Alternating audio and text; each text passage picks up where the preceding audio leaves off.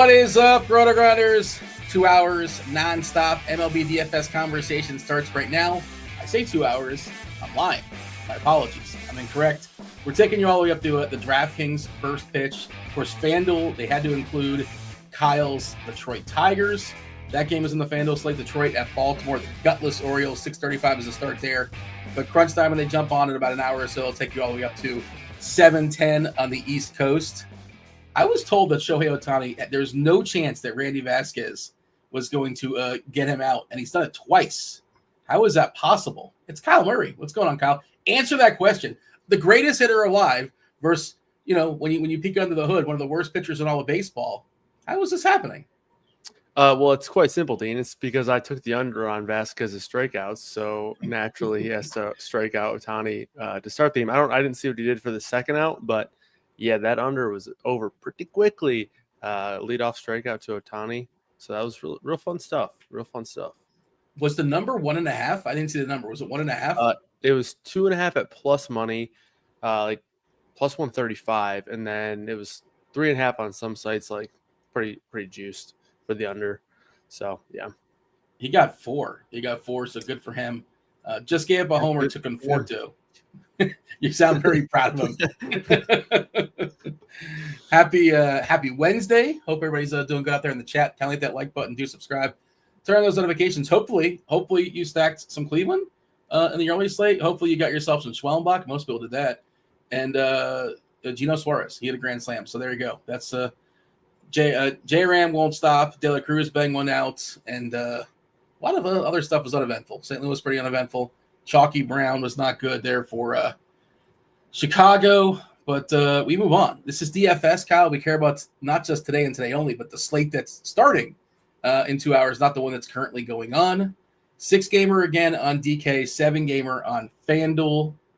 How you doing? Things all right? Everything good in your world? Yeah, pretty good. The weather's nice, so that always makes me in a better mood, so can't complain there. But yeah, other than that, everything's doing pretty good. How about you, Dean? I'm doing okay, all things considered. Yeah. Are we firing at the U.S. Open? I saw you had some takes and scores and odds. Are we excited about that? The U.S. Open starting tomorrow. Yeah. I have I think 5 or 6 outright plays up at scores and odds. So pretty excited about some of those guys. Obviously, for me, I like to look at look down the board a little bit. So if it's a week that Scotty Scheffler wins, probably won't be good for me, but that's been the case for the past few months. It seems like the past couple of years for Scotty Scheffler. So yeah, we'll see how it goes. But it should be a fun event nonetheless, with all the difficulty that they're sure to see on that very challenging course. I saw that. Basically the number is the winner is going to be what, -1 or -2. They're projecting the cut line is going to be like 6 or 7 or 8 over possibly. What do they have? Like, it's like landmines. I've not seen how the court is designed. The course is designed, but I guess there's a lot of water and a lot of traps, and the fairways aren't very clean. Yeah, like over 160 bunkers out there. So it's just massive amounts of trouble. They're playing an extremely thick rough, but not only thick rough, but like rough that's like growing in different directions. Like there was pictures and videos of them taking like these hand mowers, these push mowers to the rough. And everyone's like, oh, they're cutting it, but they're cutting it in different directions. So like if you get a bad lie into the grain, like you're just screwed. Like there's gonna be shots where guys are 100 yards out in the rough and they can't get to the green because that's how thick the rough is. So like it's hack out, like punch out rough. So it's gonna be pretty crazy. And then the greens are rolling at like a 15, 16 on the stimp. So it's like fastest greens that you'll see on tour. And yeah, the Oakmont's in the rotation on the US Open. They played it there 2016, but yeah, you're not going to find any other courses as difficult as this one regularly on the tour. I love, especially a major, but basically any golf tournament where the winner might be 1 under, where it's like if somebody gets under par, they're winning the tournament. Over par might win the tournament. Those are my favorite kind of golf tournaments. Not a golf show, but I'm curious, Kyle, if you have a thought in this.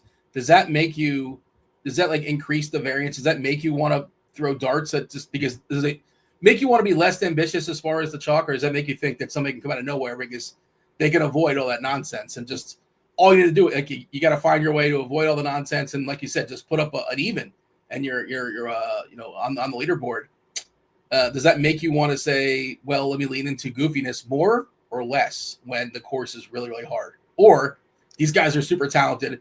Give me the most talented of the guys because they can figure it out up better than others can. Yeah, typically you find actually more variance in like the birdie fest just because it brings more styles of play. That it kind of allows more guys, because all these guys can go out there and attack these really easy courses and go low. If you're on the PGA Tour, all these guys can do that. They can, maybe not every single week, but any guy on the tour can go out and they can play, in a couple weeks, or maybe even next week, the Rocket Mortgage right here in Michigan, and they can go out there and shoot 26, 20 under over the course of 4 rounds. But for a tournament like this, the US Open, and pretty much any major really, the cream typically rises to the top, where it's like, all these guys are dealing with the trouble, and all of them are going to have their bad breaks and their bad situations, and it's usually the best players in the world that typically rise to the top. But there's definitely some guys down the board who are built better for these sorts of events. Yeah. So there's definitely still some variance that will come into play, especially in the US Open, where the mental fortitude of this sort of tournament is so important. So anything can really happen on this given week. But for the most part, I still think that it's probably going to be one of the top guys that win. But there's definitely some guys down the board that fit well for a course like this and an event like this. If you're interested in hearing more, Dan Bach, SDL Cards, they did a podcast yesterday. I listened to it earlier today as I was making some golf lineups. I know nothing about golf officially, if it wasn't obvious, but I'm going to dabble. Looks like some fun contests out there. All right, 7-gamer, 6-gamer on DraftKings. What's up, Chad? Hit that like button. Do subscribe. Turn on those notifications. We have 2 pretty clear offenses as far as the cream rising to the top. The Giants are in Colorado. They're locked in for 9. Taking on starting against a lefty, so there's a potential for some pinch hit stuff. We saw Encarnacion start yesterday and get the hook, although Yaz is starting today. I'm pretty sure that's the guy that pinch hit for him. Like Johnson character might be lurking in the bench. I'm not sure if he's worth getting pinch hit for, but just, yeah. San Fran over a 6 total. And then the Mets, they have a 5+ total taking on Jake Irvin, and the weather is really good in New York. Let me go ahead and drop the weather report. Nothing as far as precipitation. I'll drop it in chat, though, if you guys want to read it. It's straight green there in New York, but winds are blowing out to center field, a bump to the bats, according to our weather reports. And if you take a peek at Weather Edge, 125 games, similar weather, 81 is the temp, 10 miles per hour. It's basically dead center. 57 is the dew. Homers have increased in New York at 17%, runs at 13%. Pretty good at read as far as the weather in Boston as well. Similar, almost 200 games. We have a big sample, 8 miles per hour to essentially dead center, right center, 79 the temp, 58's the dew, and homers have increased to 12%, runs at 10%. Not great weather in Minnesota, a little bit of decrease as far as homers. Kansas City is going to be hot. 89 we're looking at as far as the temp. They get the fire emoji. 158 previous games, 16% bump in homers, 15% bump in runs. We talked about this yesterday. That ball was going out either way, but I don't know if you saw Aaron Judge's homer yesterday. Good Lord. I thought I was watching it live. It almost looked like it went out of the park. I didn't see where the ball went, but that was pretty spectacular. Tough matchup. Bubic has been pretty good this season, but great hitting weather there. Your screenshot, how are you seeing the slate? Feel free to bring in the Detroit and Baltimore as well for FanDuel. Yeah, definitely a pretty solid slate for hitting. I think there's a lot of interesting under the radar offenses, which is typically my favorite sorts of slates. I like when you either have like a really significant edge or like a low owned pitcher, or offenses that I think are under the radar but can easily surpass these top offenses. And that's usually the case on core slates, where it's like you go into it and you're like, all right, are you going to play cores or not? That's usually the first question you ask yourself. But if it's a spot where you want to go against cores and you can find some good offenses that could potentially compete, I think that's those are the slates that I tend to like the most here. So from a pitching standpoint, I do think you have a couple of interesting options up top. And we don't have anybody, superstar level pitching options, which we never have on these Wednesday shows. I don't think I've ever been on a show with you and I'm like, oh, Chris Sale is on the mound or Scooble's on the mound. But nonetheless, still a couple of decent pitching options. And I do think there are some fairly interesting low-owned or cheaper pitching options as well that I think makes the DraftKings slate pretty cool. And then on the FanDuel side. Obviously, only playing one pitcher, but I think there's a chance that there's a couple pitchers down the board that could compete with some of these top end guys. So I'm excited to break that down. How dare you not calling Robbie Ray a superstar? Have you seen how spectacular he's been of late? The most reliable pitcher in baseball, right? Like he's just getting quality starts. Every single time out there, he's not really walking the world like like he has been known to from time to time. The walks are down to 10.1%. The Ks are up to 28.4%, biggest K rate on the slate. Right behind him is David Festa at 28%. His issue, if anything, if he has an issue, it would be they don't let him stick around too long. Minnesota's pretty quick with that hook, and maybe he gets, 80, 85 pitches. Maybe he goes 5 innings if you're lucky. Bubic has been really good this season, 1.43 ERA. Obviously, you can't really fully sustain that, but the Sierra backs it up as being pretty good, 3.35. The Ks are 26.9%. The tricky part, he's facing the Yankees. Now, historically, great ballpark to be throwing baseballs because Kansas City, the ballpark does subdue homers. But again, it is going to be hot. Clark Schmidt and like David Peterson, I guess those are your SB2s. That's what I'm seeing right now. I'm checking out ownership. Man, Dave Potts, he's not going to be on later. He was on earlier today. He wrote today's article, The Musings. He always talks about the Robbie Ray rule. I'm sure you know about the Robbie Ray rule. When he's popular, he's supposed to fade him. When he's not popular, he's supposed to play him. He's currently expected to be 53% owned on DK. And he's in Coors. And he's Robbie Ray. It's still the same guy. That just every once in a while. And even Dave was like, not to give away his article, he's like, yeah, I think I'm going to play him. I think I'm just going to, he's breaking his rule. I think he's breaking his rule. He reserves the right to change his mind. But last we heard of Dave, he's telling us that we're just going to play super jockey Robbie Ray. And I think I am too. I think I'm doing that as well, which I don't really love, but like you kind of laid out, there's some other guys, but when the next options are David Peterson, David Festa, Chris Bubic, no discount on the price, 9.6, against the Yankees.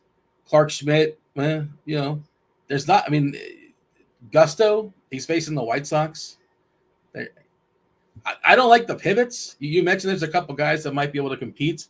I'm curious to hear who you're going to throw at us. Maybe like a Sean Burke, just to kind of like give us like 12 points and just kind of move along because you don't think SB2 is going to be spectacular. But I don't like Walker Buehler. I kind of like the Tampa side more than Buehler, to be honest. Are we just locking in Robbie Ray and then moving along? I think that's what I'm doing. And I don't love that, but I think that's what I'm doing. Yeah, honestly, I think, first of all, obviously Robbie Ray has been steady, right? Which is something that it's like not typically the marketing, factor for Robbie Ray. We're not typically saying, oh, he's a steady as they come. But he has been really good this year. Has had some, fairly solid matchups as well that he's gotten away with. But in terms of just the slate dynamic of it here, I do tend to want to look away from him.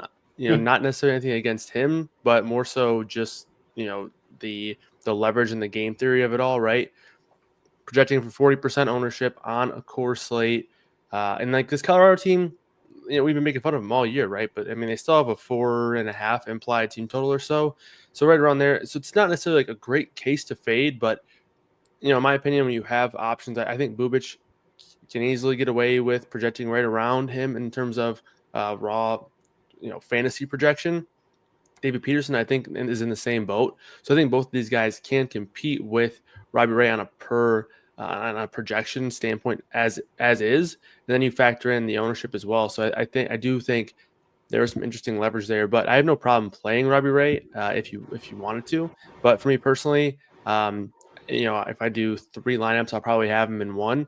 But I'm probably not going to be locking him in and just moving on. But again, I think it sort of depends on how lineups sort of come together as well with the bats also. Yeah, Bubic, again, has been very, very good this year. If you look at the plate IQ, he's been pretty awesome versus lefties and versus righties. Kind of neutral. It's not a big split from him. Should be happy to see Rice in there. Rice has been awesome from a power perspective against righties and even against lefties, but also striking out a ton, 30.2%. You got Jazz left on left at 32%. He left yesterday's game, too. I kind of thought they would give him a day. I think it was his neck when he was sliding into the third base. He's back. And you got left on left Trent Grisham, almost 30% as far as Ks. DJ LeMahieu this season is yet to get an extra base hit versus lefties in 29 at bats. We haven't seen that power in years. Well, I guess whatever power. He used to play for Colorado, right? He used to, what do you get, like 10 home runs a year in Colorado, something like that. And that's, kind of an alarming stats. But the Yankees, they signed him to a big deal, and good for him. But, I don't mind Bubic for tournaments. Where do we have him as far as ownership? So I feel like he's not 17%. So probably about a third of Ray. Is that fair to say? Yeah. I would say at least, or at least half for sure.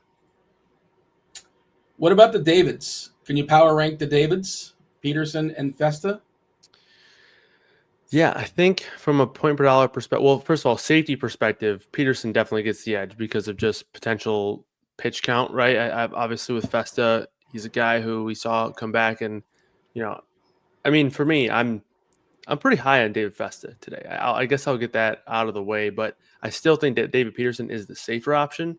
But I think that Festa's probably getting overlooked quite a bit. I looked around the industry for some projections and whatnot. I think he's probably getting underrated or under projected based on just raw DraftKings projection, but also from an ownership perspective, I'm happy with sort of where we have him in terms of being an option. I think the 30% number that we have him coming in at, I think is probably going to end up being a little high. I think people will sort of box score watch and see what he did last start specifically and sort of run. So I think this 30% number is probably going to be a little high. So if that's the case, if he's under 20%, I think he's a really strong option. I think he actually has a decent chance to be in that 15 to 20, maybe 25% range, which I would feel a lot better than the 30 plus range. So David Festa, I do like quite a bit. I think he'll probably be able to work up more in terms of his pitch count. The strikeout rate is something that you can always sort of look at for him and be pretty happy about, even dating back to last year. So if that's going to be the case, you're not going to find as much strikeout upside as he has with other guys in this range. He has a 5.5 strikeout prop. The matchup is a good one with 6 guys in the lineup striking out 20% of the time or more against righties. Even though this Texas lineup does have some power, we've been talking about it all year. They keep kind of struggling and not being able to put it together sort of as a team. But individually, they have some guys, but still a lot of strikeouts in this lineup. And even Festa, when he had that rough game last time out, right, he threw 80 pitches, which is more than we thought, at least from a projection team standpoint. We had him for fewer than 80 pitches, and he went out through 80 pitches. If he can get to 85 plus pitches here, I think he's a great option. He had 6 strikeouts in that spot. And you have to remember, he was also in Oakland with the wind blowing out, Sacramento with the wind blowing out in a minor league ballpark. So it was just a brutal spot where I think he gave up 3 or 4 home runs and 8 runs. So kind of want to sort of discount him there. But if the public is going to look at that box score and say, okay, rough timeout last game, it's going to be a spot where I think that ownership is going to come in a little bit lower. Yeah, he worked his way up, 64 pitches, 76, 84, 80 last time out. But like you said, he got banged around a whole lot against Sacramento. He's yet to see the 5th inning. Well, he's seen it from the dugout. He hasn't been on the mound in the 5th inning. But maybe today that'll happen. I can't believe the chat they're telling you to get a haircut. Your hair is spectacular. What are they talking about? Anthony's been my biggest hater for years. But no, I'm just kidding. What's up, Anthony? Is Anthony like a friend of yours or like a love-hate thing? I don't know what the backstory is. But, he's been following the content here and there over the past few years. So, appreciate seeing him in chat. All right. And don't say my hair is bad. It's all right, Anthony. It's okay. I need a haircut too. So you have Festa. Festa feels like more the tournament guy. Peterson feels like a little bit safer as far as cash. He's a lefty, and the 2 best hitters for Washington are left-handed as well, which is of note. I'm still kind of in the middle amongst the two. I can see the argument both ways. I feel like there's a good chance we get those win points. Not that you necessarily make a decision based upon that, but I'll take those 4 points. The Mets are like a 300 favorite, basically. Minus 281 if you want to get all tactical. It is a little bit tougher as far as the ballpark today when it comes to the wind and it's going to be hot, but as is generally speaking, it's a really great ballpark to be pitching in. We did mention Minnesota looks a little bit better for pitching. There's a question in chat: Festa or Littell? I think that's clearly Festa. What do you think? Yeah, same. I'll be stacking against Littell, so I'll take Festa there. Clark Schmidt. We just got the White Sox, by the way, so we have every single lineup. I guess Teoscar Hernandez is homered, so shout out to Teoscar Hernandez. There's Gusto, who's throwing baseballs against the White Sox, and that enough, I suppose, would garner some interest. Sean Burke is cheap. Not a huge split, but, a pile of righties, as is always the case when you're right-handed. Or anyway, they just have no other options there in Houston outside of Jacob Milton. They do have Victor Caratini, the switch-hitting catcher. You want to talk about, for FanDuel, any interest in Mize or Eflin? Yeah, I mean, Mize is fine. I do have some concerns with him since he returned from that hamstring injury, or I don't even know if it was an injury or it was a precautionary tightness type deal. I think he's going to be fine, but the rustiness, at least is what it looks like for Mize, does have me sort of pausing a bit here. Baltimore much better against right-handed pitching than lefties.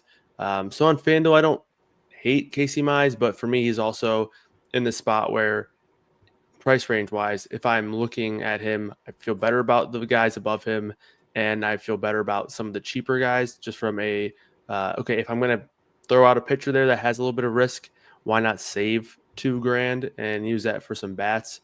So that's sort of where I'm at with Casey Mize. But for Zach Eflin, also no real interest. I kind of have a feeling he might get banged around here. I don't mind some of these Tigers bats when stacking, especially these lefties.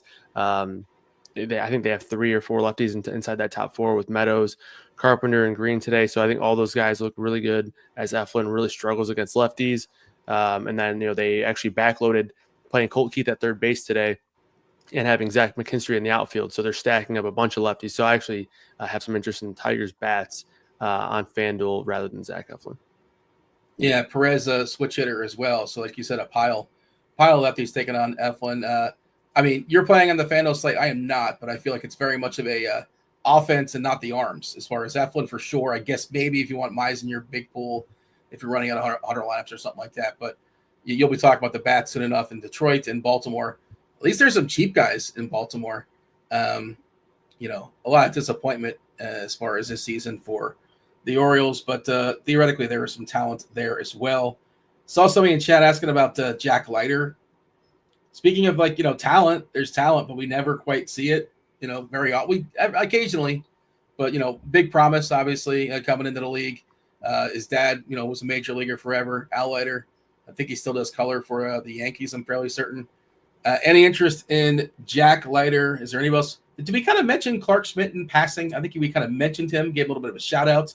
We mentioned Gusto in passing. But is that sort of like the next wave of pitchers you're considering? And is Jack Leiter somebody that would be in your pool? Say you're running out 20. You're running 20 DK lineups. Is Jack Leiter going swimming or no? Probably no Leiter for me. I think, for looking at his numbers, I think he is improved over last year. I think, there was a lot of sort of hype coming into him and some of the changes he made to his windup and his form as well as some pitch mix stuff. But in terms of what that's translated to, I think it's more so better for real life than translating to strong fantasy production. The strikeout numbers aren't bad, but he's more of a still pitch to contact type guy. So probably no real interest in Leiter. I think he is one of these guys who probably has more risk to get banged around despite some of his numbers looking okay.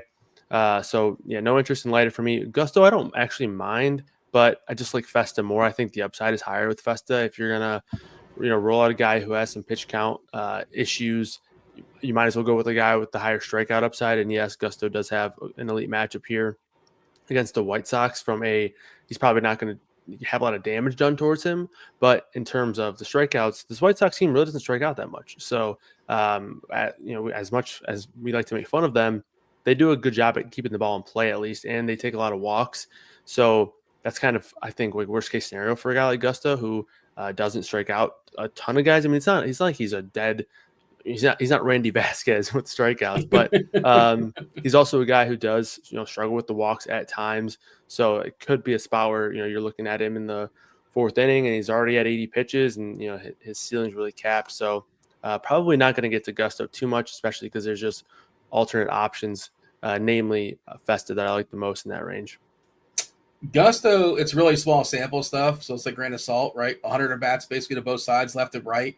He's been awesome versus righties, like a 68 ISO, 22% as far as the Ks. It's not a big difference as far as Ks, but just as far as, giving up hits, a 280 WOBA, but lefties, 432 WOBA. That's a alarming number, and a 253 ISO. Now, okay, who are the lefties on Chicago that are going to get him? I kind of like Kyle Teal as a punt. I'll just sort of throw that out there. He's got some promise. You mentioned the walks. Yeah, 11.7% collectively as far as walking. That is a really big number. It's a patient. I'm kind of surprised they're that patient, to be honest, because they're just generally bad. And a lot of times bad hitters are just sort of impatient. But, collectively that they are willing to just get their walks. If you're considering Gusto, his walks are too high, especially against lefties, 14.7%, 10.4% on the whole. Anything else of note as far as pitchers? That we didn't really mention Jake Irvin, but I can't imagine we're rostering Jake Irvin unless you're doing something goofy just for the sake of being goofy. No. Same deal with Kyle Freeland. You got any other notes as far as pitchers? No, honestly, it's a pretty small pitcher pool for me today. It's these top three guys, Ray, Peterson, and Bubic, and then Festa. I don't even really have a ton of interest in Clark Schmidt. I get it if you're playing a bunch of lineups and you want to just have that, that extra guy because you're rolling out there with four pitchers, especially. Some of these guys do have potential, like implosion potential. But I do think that for me, it's going to be a pretty small player pool. And honestly, I think there's a lot of guys who are getting like some ownership that you can stack against. Like Gusto has 10%. I don't think you're stacking against him, but I'm not like dying to roster him. Seeing 10% projected ownership on Walker Buehler. Totally fine stacking against him. And then Zach Littell, 9% projected ownership. Definitely going to have some interest in stacking against him. So, yeah, it's a pretty small pitcher pool for me today. Do hit that like button, subscribe, turn on those notifications. I think we get to the 50 threshold and then 100 and, so on.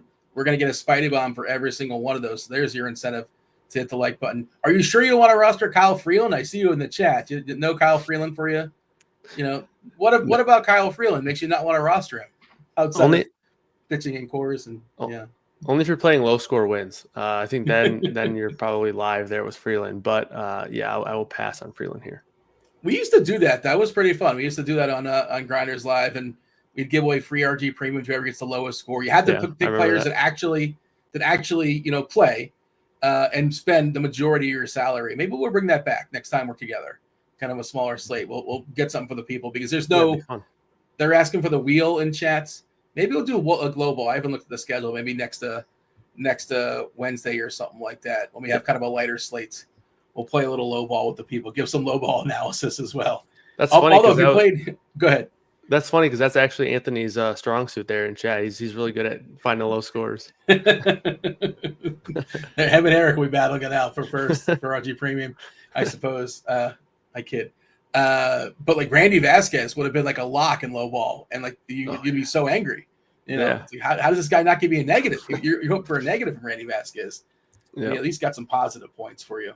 Okay, we're going to talk offenses in a second. Crunch time. Erik Beimfohr is coming on, as well as Chris Kirkwood, Kirk D's. They're both coming on around 6:10 or so. I believe it's 6:10. Crunch time, taking y'all home. Again, nothing really dicey. What do you got, TJ? 6:20. 6:20. All right.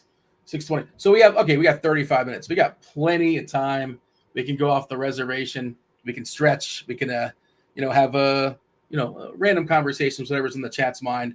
Because, I guess we have 7 games if we're counting FanDuel. 6 games on DraftKings. Today's tiers, we're going to throw some teams and some tiers. We got the sad news that Brian Wilson, founding member of the Beach Boys, passed. I don't know. Even if you don't know the Beach Boys, I know it's before your time. It's before my time too, Kyle. I'm older, but it's before my time as well.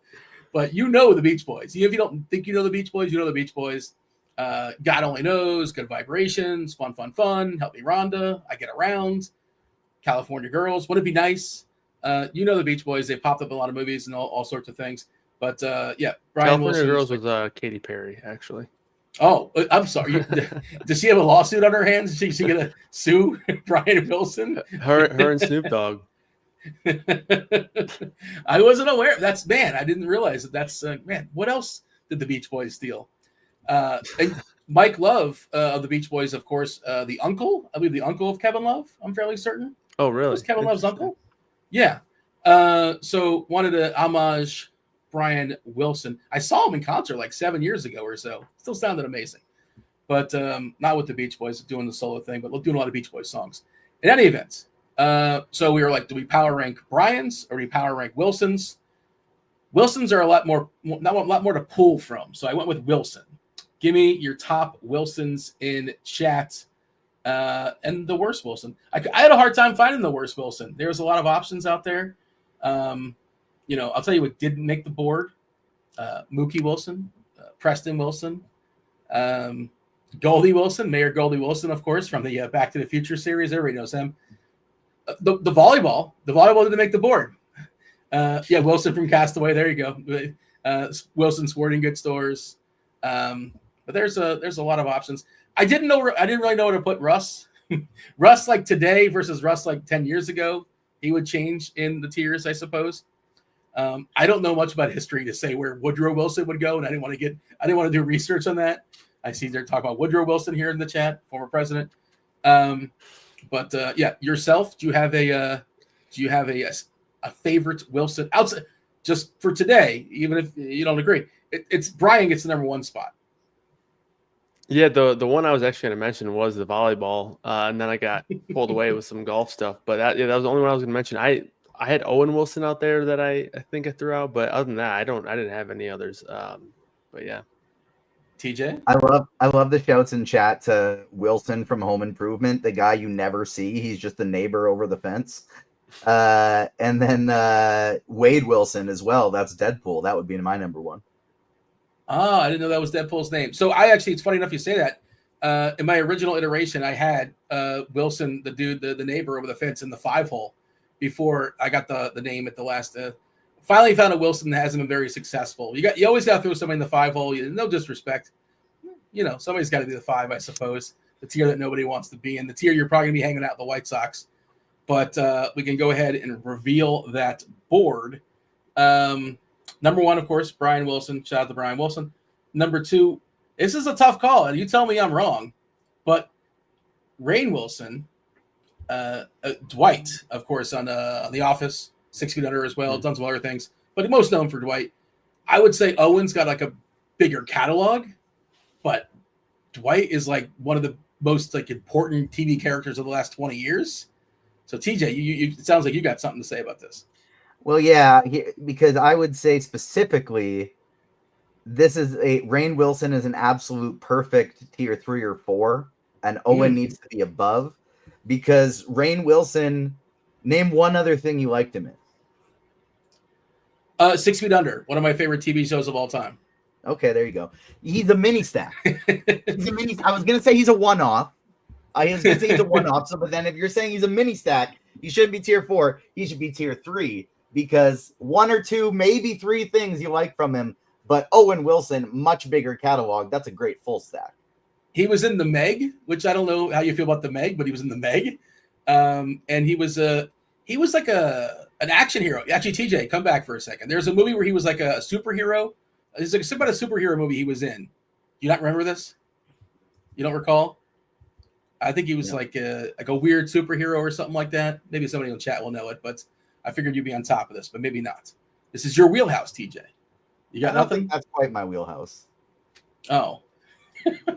Well, you have a site dedicated to such things. You just completely I have not seen the movie Super. Yes, that's it. Yeah, did I say Super? That's what it was going on. No, I was just looking it up. I have not seen it. Yeah. Kyle, you want to break the tie? I feel like I'm probably wrong even doing this, to be clear. It probably should be Owen Wilson in the 2 spot for what it's worth, but and then Owen's got to be in front of Luke, right? That's just how that goes. No hard feelings, but we got to get Owen over Luke. Yeah, Owen's definitely got to be above Luke. Honestly, when you put Luke there, I thought it was Luke Wilson, the former tight end, with 2 L's. That's where my brain goes. That's how I am on movie culture. That's pretty funny. Yeah. All right. Now I just typed in Luke Olson, and I'm way off. But there's all right, so that's what we got. We have number 1, Brian Wilson, Rainn Wilson, Owen Wilson, Luke Wilson. Oh, and tier number 5, Zach Wilson. Remember him? The second pick overall for the Jets. Jets fans remember. He's the guy that saw Ghost, right? I'm pretty sure. No, that was Sam Darnold. Oh, that was Sam Darnold? Oh, Yep. yeah, never mind. My bad. Yeah. Jets team still. I will say Zach Wilson, I think for his ability to play quarterback and be a top draft pick, sure, he might be number 5, but his ability to, spit game with the older women, I think he'd be in the top tiers. I knew where you were going with that. I'm just curious to how you're going to deliver it, but yeah, that was well done. All right, we shall move on. Let's go ahead and throw some teams into some tiers. We are going to put the Tigers and Orioles on the board. Casey Mize, Zach Eflin, 9 total. Baltimore is a -130 favorite. You already kind of talked about liking those Detroit lefties. Meadows in the 1 hole. You got Carpenter 3. You have Green 4. And you have Colt Keith cracking the lineup. Another lefty. A pile of lefties taking on Zach Eflin. How do we like Detroit and Baltimore? Yeah, I mentioned Detroit. I think they stack up pretty well here. Eflin is a guy who can still, pitch out of jams and get rid of some of these guys here. But in terms of some of the power prevention stuff, specifically against lefties, it looks pretty dangerous. I'm going to put them in the Owen category. Do prefer them sort of in smaller stacks. I think some of these 2, 3 of these lefties, I think makes a lot more sense there. And then for Baltimore, from a FanDuel perspective, they should be really low owned here. It actually looks like we're seeing some very low ownership on most of these guys. The one issue I have with some of these hitters is Casey Mize strikes out lefties much more than righties, and some of these lefties, Gunnar Henderson, Ryan O'Hearn, even Adley Rutschman, who's had a down year, but these lefties in this lineup is where you're getting a lot of the power. But they're also going to be in the Owen category. I think that they're both of these teams. I think this is actually an interesting game stack as well. But I do think that the Orioles actually have a little bit more upside, just because I do think that the chance that either between Mize and Eflin, I think Mize probably has the chance to implode more. But I did take the over on Mize 4.5 strikeouts, just because there is a lot of strikeouts to be had in this lineup, and he does strike out lefties pretty well. But there is definitely some danger here with Mize as well. Let's see. I'm taking a peek now what you're talking about as far as the strikeouts. 25% versus lefties. That big discrepancy, 15% versus righties. And we see a bunch of lefties. 3 righties, I believe is what I'm counting. I don't mind that call. 4.5, you said? Is there juice? 4.5. It was -110 earlier, -115. But yeah, no real juice. Washington and the Mets, 8.5. Jake Irvin, David Peterson. The Mets have a team total coming around 5.5 or so. It's right behind San Fran. If we're just looking at team totals alone, David Peterson, left-hander, the 2 best hitters for Washington, Abrams and Wood. They're also, swinging from the left side, so it does hinder the upside, in my estimation, of their offense. And as far as the splits on the season, Peterson 30% Ks, 30.9 actually. I cut him short. And Wood's got a ton of power, but strikes out 28% of the time versus lefties. Where do you have the Mets and the Nets?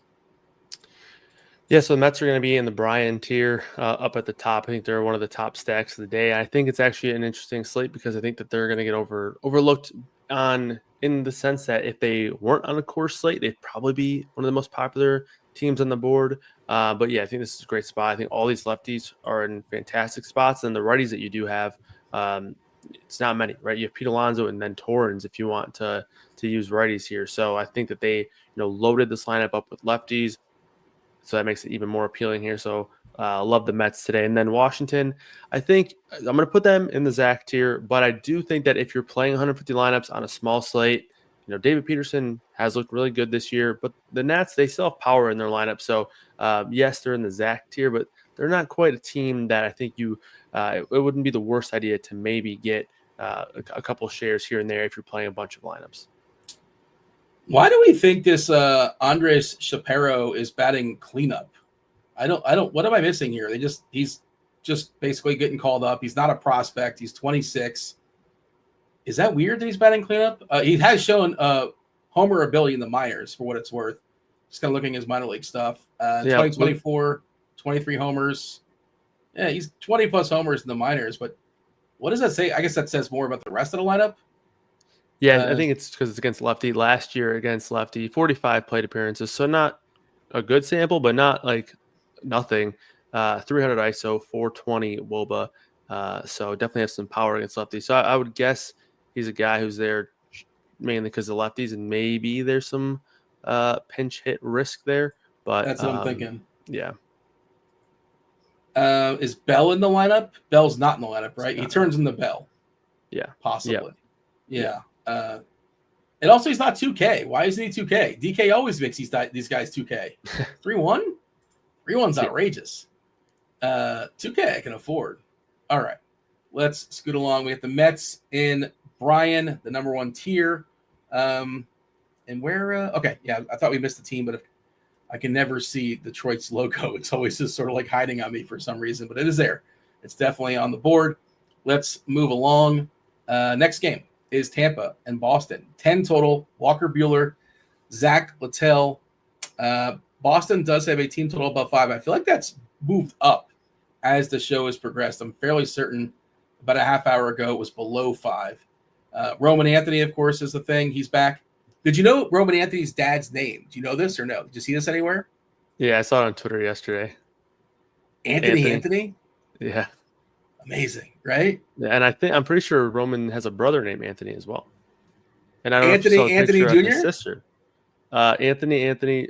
Yeah, and the grandfather is also Anthony, I believe. Unless that was a joke tweet, but it sounds so real. So I hope it's real. Now I might be egg on my face. This might be wrong. But my understanding is that's legit. But again, I don't want to know. I don't want to know if this is if it's not Anthony. But he's back. He's I shouldn't say he's back, but he's up with a big club.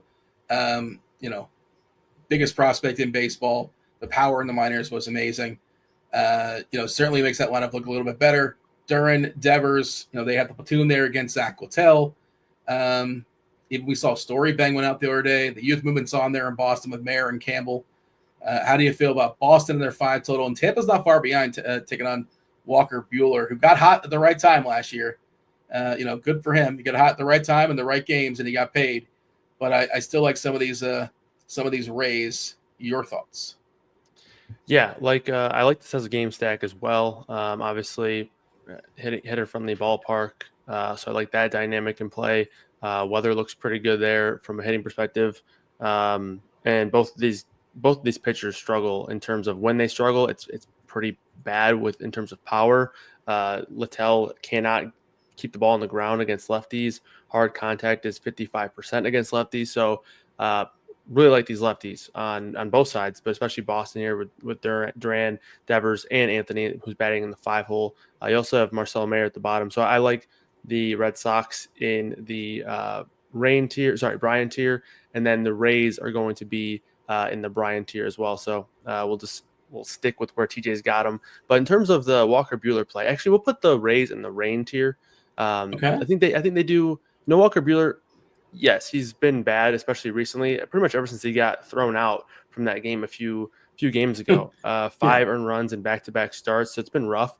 But he like you mentioned, he got hot last year. He has that ability to just be absolute shit all year and then just turn it on. So we'll put them in the Rain tier, and also back of the order here for this Rays team. Not overly interesting in terms of power and whatnot. But a lot of the Rays guys, they do have kind of dual upside with stolen bases like Mangum and Walls. So don't mind chasing some of that. So put them in the Rain tier. All right, let's move along. There's 4 more games to go. Texas, Minnesota. Jack Leiter taking on David Festa. 8.5 total. Minnesota -150 favorites. I'm trying to see if there's anything goofy as far as these lineups, and I'm missing it. There is. They look pretty standard to me. You know what? There's no Royce Lewis, which he gets days off more often than most. So that's not terribly surprising. He's not playing baseball. He's been pretty bad this year playing baseball, if we're being honest. No Royce Lewis. Texas looks pretty straightforward. Rangers, Twins. Yeah, Rangers are going to go in the Luke category. Like I said, really high on Festa today. I understand, though, if you wanted to chase that. But again, I don't think Festa's as bad as what we saw in that last start. I think a lot of it was, park issues. That's just such a hitter-friendly ballpark there in Sacramento, especially when the wind's blowing out. And that's what Festa had to deal with in his first start. And the thing is, these Rangers, when they struggle, it's with strikeouts. And Festa, that's what he sort of racks up when he's on. So I like the over on Festus strikeouts today as well. Don't even mind taking a peek at a ladder there for Festus strikeouts because there's so much strikeout upside in this lineup. So I like that for Festa, and therefore I don't like the Rangers. For the Twins, we'll put them in the Owen category in the mid tier. Like I mentioned, Leiter has been pretty good from a real life perspective, but he's a guy who leads with the slider, right? He throws that slider more than he throws his fastball. So these lefties, if he's not locating, these lefties are going to have a pretty good chance at success. There's not a ton of huge left-handed power in this lineup, which is unfortunate. But again, I do think Leiter has some susceptibility to being blown up, so I like them in the Owen category. So the ladder numbers I have, you might have something better, or maybe you're shopping around. I can't shop around here in Florida. 7+ plus 220, 8+ plus 425. Is that good enough? Sorry for Festa, right? Yeah, Festa 7+ plus 220, 8+ plus Ks, 425 plus 425. Yeah, I don't. Yeah, I don't mind the plus 425. I don't mind either of those. Yeah, I haven't projected for 6.8 strikeouts tonight, so that's a big number. I'm being a little bit more aggressive on his pitch count than what I've been seeing across the industry, just because I'm assuming that he has a chance to sort of add on to that pitch count based on what we saw last game. So I'm being a little bit aggressive on him. So I like both those numbers. You think he might get more than 85 possibly, or right around 85? I think 85 is a good number, but this matchup is so good from a strikeout perspective that I think he has, I don't want to be aggressive. I don't want to sound crazy, but I think he has legit 9-10K upside in just 85 pitches, which is a lot, but it's just such a good matchup. And he's a guy who has this really good strikeout upside. So I do think he has double-digit strikeout upside tonight. It's a really impatient lineup, 6.6% as far as walks. I wish the Ks weren't in the bottom of the lineup. It's kind of backloaded. So, yeah, he probably doesn't see those guys third time around. If he's in the game third time around, it's obviously going to be against, Smith. I guess Langford will strike out. But, yeah, Young, of course, Adalis, Heim, Berger will strike out a fair bit. All right. And by the way, 6 is even money. So you like 6 and then laddering it up possibly. Yeah, but I took the Festa one earlier. I was at plus 125 or 124 on FanDuel, so it's actually moving back. So yeah, I like that number. You got to be early in these things. The line's already settled at this point. All right, Clark Schmidt, Chris Bubich, 8.5 total. We mentioned the weather is pretty good for hitting baseball. So I'm going to double check because Weather Edge, I think it refreshes every hour on the hour. So let's see if anything actually changed here. Still a fire emoji in Baltimore. Still looking good for the Mets. Pretty good in Boston. Winds coming in there in Minnesota. So a little bit of a suppression as far as homers for Minnesota. And we do have the fire emoji in Kansas City. 89 is the temp. That's pretty hot. 16.4% bump in homers in a sample size of 158 games that have had similar weather, and almost a 15% bump in runs. Ben Rice in the game. I did see a note they're going to have Rice once Stanton comes back, and Stanton I know is rehabbing. He probably is back soon. Kind of a cluster there for the Yankees. He's going to be catching a little bit.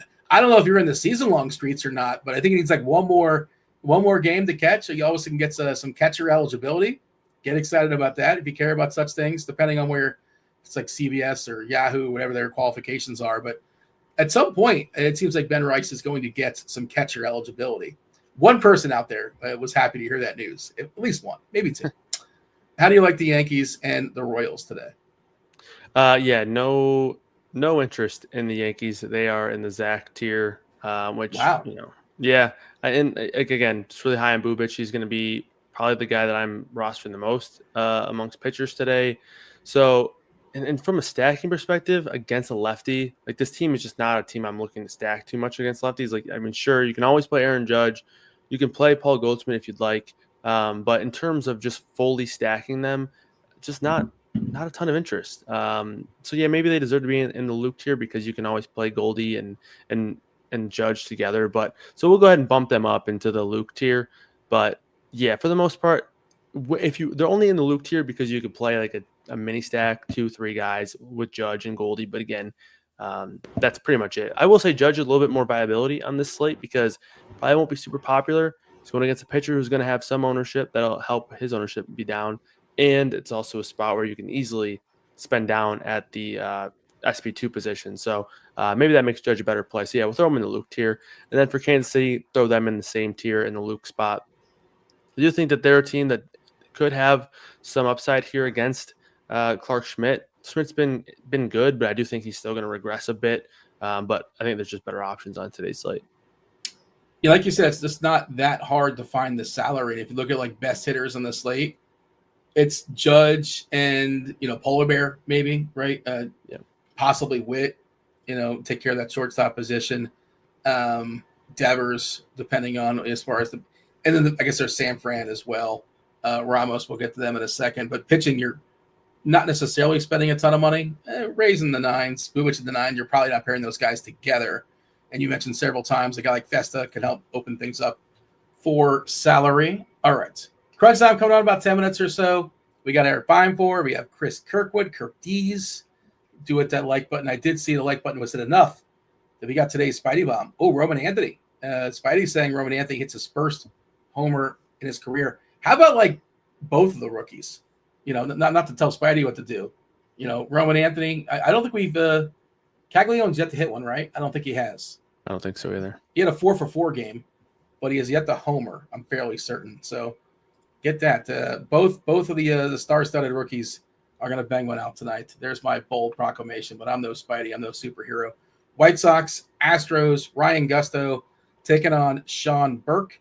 How do you feel about Bobby's telling us that the Caglione hit one? Bobby just imagined it, I think. Yeah, well, come on, Bobby. He was 4-for-4, I think, that night, and he had homer points, but I don't think he actually hit a baseball over the fence. Gusto versus Burke, where do you have the White Sox and the Astros? Yeah, I don't mind Burke. I think he's a guy he sort of just floats, but I don't know if I'm dying to stack against him. So we'll throw the Astros in the Luke tier, and then the White Sox. I've made the joke several times about them just being permanently in the last category. But I think Gusto's going to have some ownership. I think there are some lefties, so we'll give him some respect. We'll put him in the Luke tier. And again, it's simply because it's a small slate, and yeah, I don't have a ton of interest, but I think it's a small slate, so you can get away with playing them if you wanted to, have some leverage options, especially in a small stack with preferably lefties only. Benintendi, Talkman. You mentioned Teal. I don't mind that call either, especially as a catcher. So these lefties, I don't mind. There's all three rookies are going to homer. How about that? Teal's another one. 2 of the 3. 1 of the 3. I don't know. And I like all the rookies Marcelo today. Mayer too. Has he hit one? I feel like he has hit one. I could be wrong though. I feel like he's got one so far in his career. But I think he did. I think he did. One? Yeah, he did. Yeah, he hit one against the Yankees. Yeah, so. All right. You can have access to all of our tools, the football, baseball, basketball, hockey, NBA, PGA, WNBA, everything with the except we were talking about the PGA earlier. If you want to build yourself some PGA lineups, there's some fabulous premium content. You get access to Lineup HQ, all the tags, the optimizer. I did make 150 lineups for golf this week. We'll see how that works out. Get yourself a combo, commit to 6 months. You save yourself 35%. Now, if you like just baseball, it's the same exact price. So you can do that. You want baseball a la carte, and get baseball a la carte, $425. But again, you get all the other sports if you want to commit to combo, and they essentially come free. Check out the link in the description. Additionally, we're talking about props and pick 'em and things of that sort. Underdog, prize picks, over-unders in the sports book. Check out the props and pick 'em package for a discount. Features daily prop picks, fantasy pick 'em selections from many of your favorite RG experts. We're knocking 50% off your first month when you sign up at the link in the description. All right. I know you've thrown out several for the people just for free. Soon enough, we should be getting a second Spidey Bomb. I'm not trying to influence Spidey, but Caglione will be a fun pick. Sure, why not? Don't know what his odds are. The last game, 10.5 total. It's Robbie Ray. Super, super chalky Robbie Ray taking on the Rockies and Kyle Freeland. San Fran is a team total above 6. We saw yesterday their catcher got scratched, Bailey. Now he's on the IL. So you have the light hitting Kisner. I don't know if they called up another catcher, but I guess – do they have another catcher right now? Are they carrying another catcher? I think it's just Kisner. Maybe they called somebody up for tonight that I'm not aware of. But Kisner is in that starting lineup in the 9-hole. Bold decision, big call on the slate, how you handle the Giants and their 6 total. Where are you at as far as San Fran and Colorado? Yeah, I will say in terms of the slate dynamic and where I'm going to rank the Giants, it's a little bit different. I think they're deserving of being in the Brian tier. They project really well. I have them projected for over 7 runs, so above that even massively high team total. But I think from a leverage perspective, there are some teams that I do think also have high ceiling, but they're still going to be in the Brian tier for me. Like the spot for them, especially the one thing I do have some issue with, and like you mentioned, it sort of feels like a lot of these guys that you could roster, especially the righties, they all have pinch hit risk. I mean, except for like maybe Ramos and Adames, like there's a lot of pinch hit risk pretty much down this lineup, but they also are pretty underpriced as well, like, especially on FanDuel. Some of these guys are so cheap. So I'll go Giants in that top tier.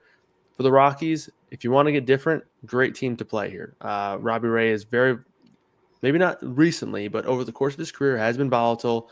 The Rockies do suck, but they're in cores. They have a 4.25 implied team total. So I'll put them in the Owen tier strictly because of leverage. But again, I think for the most part, Robbie Ray is the more safer option rather than stacking against him. All right, so I'm using the bat, and as we speculated, Encarnacion, 41% chance of pinch hit.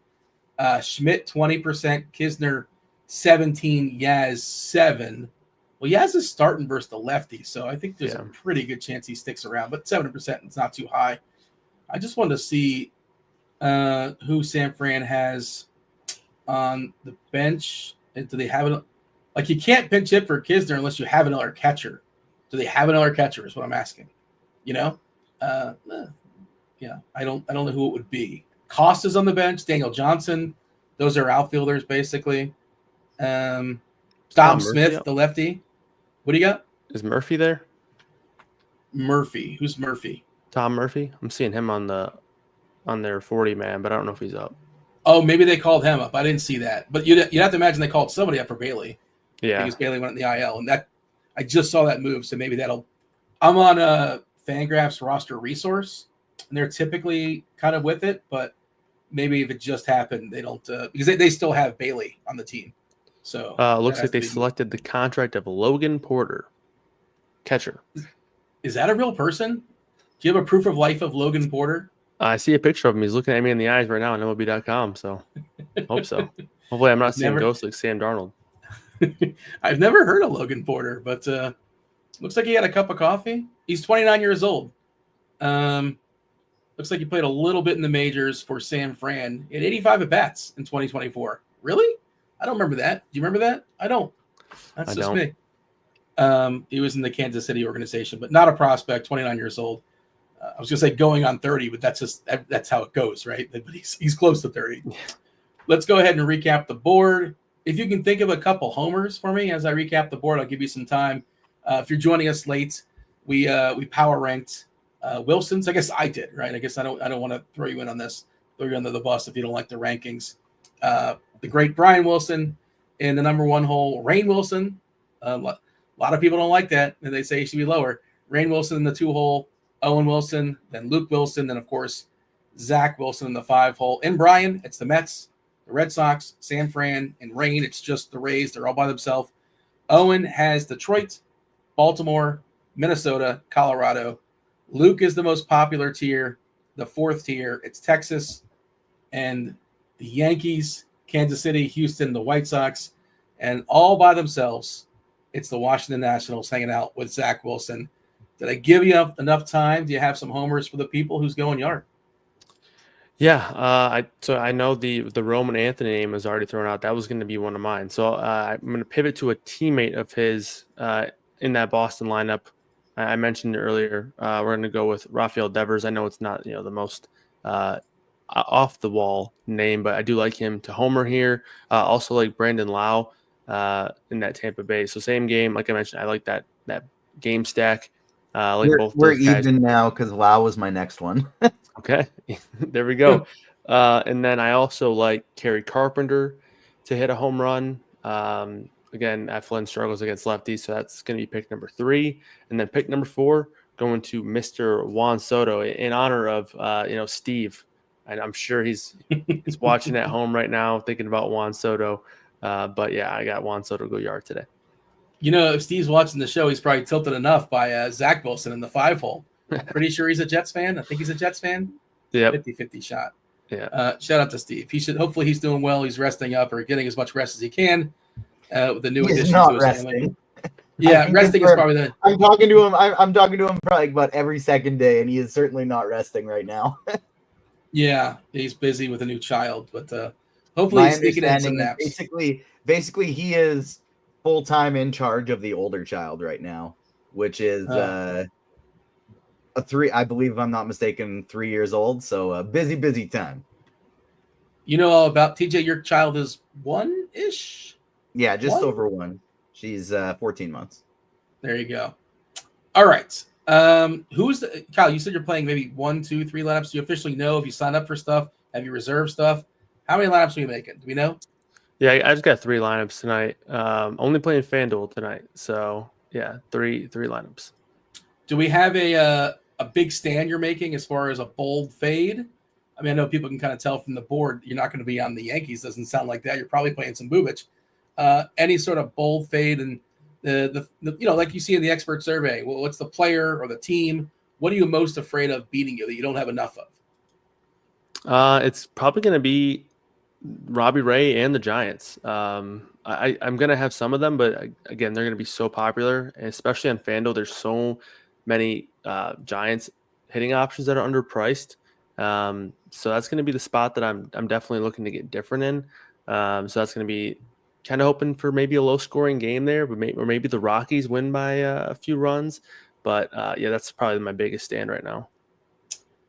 All right, we should have Crunch Time coming in here momentarily. Congratulate Javier, just like TJ, has a 14-month-old Canadian girl. So there you go.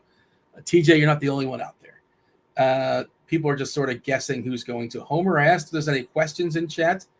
BBP suggestion, Mr. Irrelevant. You don't care for BBP, right? Not to be presumptuous. Maybe you do. Is that? I know it's Chops Lane. Do you have? Is that something you even look at? Would you have any clue who has good BBP today? No, the only time I look at it is when I'm game casting on the MLB app and they happen to show it. But yeah, that's about it. Let's see. Tyler Fitzgerald has 3 hits and 2 homers and 5 at bats versus Kyle Freeland. So get excited. You got to hit the lock button on that, right, Fitzgerald?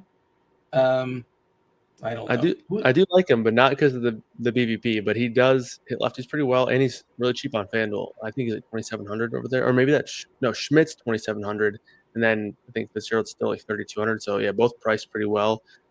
So yeah. All right, I'm being told Lindor has BVP, but I'm also being told that by Erik, so this could be incorrect. Hold on a second. Now I just must check to see. Yaz is 9 for 21 against Freeland, left on left. So homer. 2 walks, 3 strikeouts. This is the things we get into while we're waiting for crunch time to knock on the door. 5 hits and 13 at bats for Lindor. 3 strikeouts, 1 double. Yeah, I will say if you're gonna stack the Giants, I like both Lee and Yaz, just because one, people aren't going to play them because they just don't like to play lefty on lefty, and also they have less pinch hit risk. So you get a little bit of dual pronged sort of leverage there on the field. So I guess I do want to mention those 2 points. All right. Anything else of note you want to say? Maybe just give a little recap as far as pitchers. People just kind of joining late. They want to see Crunch Time come here. They didn't get our official takes unless they jumped in earlier. What is your favorite pitcher? Your favorite combination? I know you're playing on FanDuel, but if you would roll out 2 on DK, how would that work? And give us your favorite pitcher too on FanDuel. Yeah, pretty small player pool on DraftKings, in my opinion, for the pitching options. You have the top 3 guys, Ray, Peterson, Bubic, and then Festa's my favorite, either cheap or SP2 option. Obviously, you can always roster 2 of the top 3.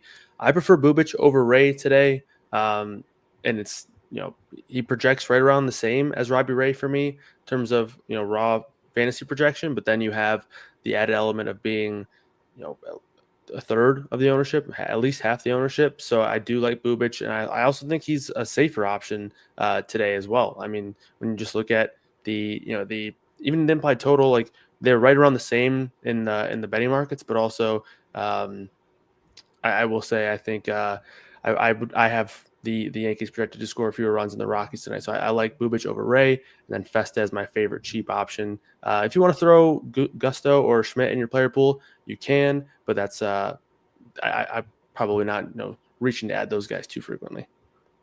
Keep hitting that like button as we segue to Crunch Time. The more likes, the more Spidey Bombs. They're incoming as well. Crunch Time. Crunch Time's incoming. You got Erik Beimfohr. You have Kirkwood, Kirk D's, leader of the Juggalos. Let's do it. Let's bring in Crunch Time right now.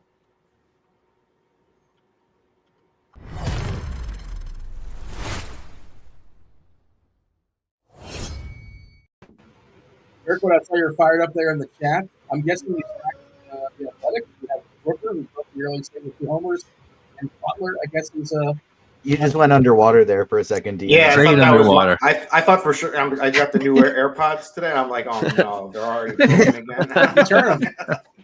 Am I still underwater? No, you're back. you're You just kind of went weird for a second. Okay, my bad. That's weird. But what are we tilting, Kirkwood? I asked. It doesn't matter because Shohei is just ridiculous, doing nothing. He's terrible. He's dead. He's horrible. Cut him. Horrible hitter. Horrible hitter. 0 for 4.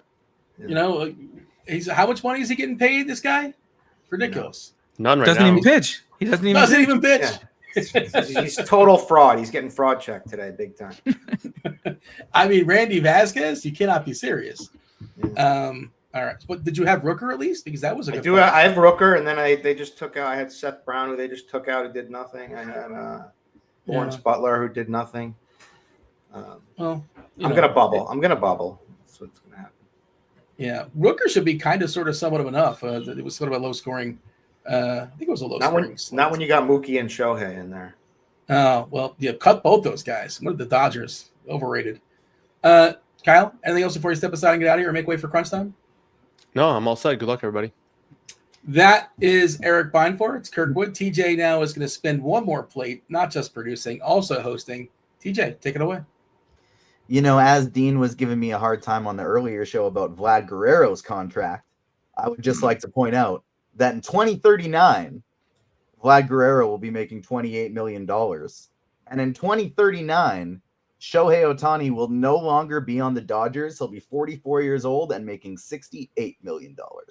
So it's not terrible. You know, it could be worse. It could be worse, but we're not here to talk about contracts. We're here to talk about DFS. My name is TJ Zwarych for MLB Crunch Time here at RotoGrinders. We got two of the sharpest minds in the biz joining me. First up, Erik Beimfohr. Nice to see you again, my friend. How you doing?